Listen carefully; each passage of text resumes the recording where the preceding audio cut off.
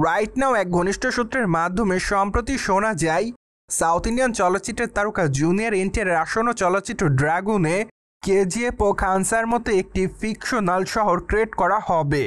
ফলে বলাই বাহুল্য যে চলচ্চিত্রের বাজেট এখানেই বৃদ্ধি পাচ্ছে, কেননা যেহেতু নতুন একটি শহর তৈরি করা হবে তার জন্য অবশ্য চলচ্চিত্র নির্মাতাদের নতুন একটি সেটও নির্মাণ করতে হবে, যার জন্য চলচ্চিত্রের বাজেট বৃদ্ধি পাবে।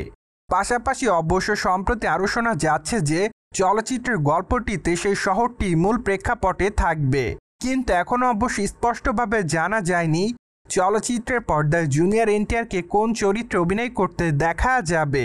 তাছাড়া অবশ্য এর আগে চলচ্চিত্রের নির্মাতারা জানিয়েছিলেন তারা অক্টোবর মাস থেকে দেশের বাইরে চলচ্চিত্রের শুটিংয়ের কাজ শুরু করবেন, যা অবশ্য 2026-এর প্রথমার্ধ পর্যন্ত চলবে। তাই তো বলাই বাহুল্য যে বিদেশের মাটিতে সাউথ ইন্ডিয়ান চলচ্চিত্রের তারকা জুনিয়র এনটিআরের ড্রাগন চলচ্চিত্রের শুটিংয়ের কাজ অনেক দিনই করা হবে। যদিও এই অংশের শুটিংয়ের কাজটি চলচ্চিত্রের জন্য খুবই গুরুত্বপূর্ণ এমনটাই দাবি করছে চলচ্চিত্রের প্রযোজনা সংস্থা।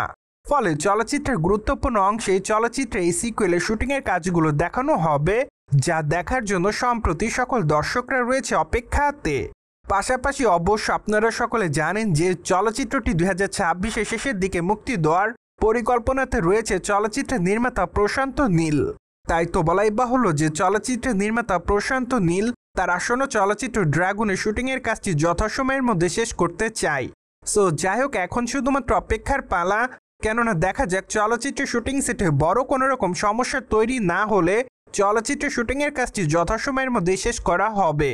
পাশাপাশি বর্তমানে যেহেতু শোনা যাচ্ছে চলচ্চিত্রটির জন্য নতুন একটি শহর তৈরি করা হবে, ঠিক এ প্রেক্ষাপটে অনুমান করা যাচ্ছে যে চলচ্চিত্রের গল্পটি খুবই শক্তিশালী হবে।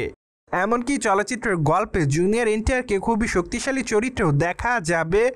সো যাই হোক, চলচ্চিত্রের টিজার কিংবা ট্রেলার যখন প্রকাশ্যে আসবে তখন অবশ্য খুবই ভালোভাবে বোঝা যাবে চলচ্চিত্রের গল্পটি কেমন।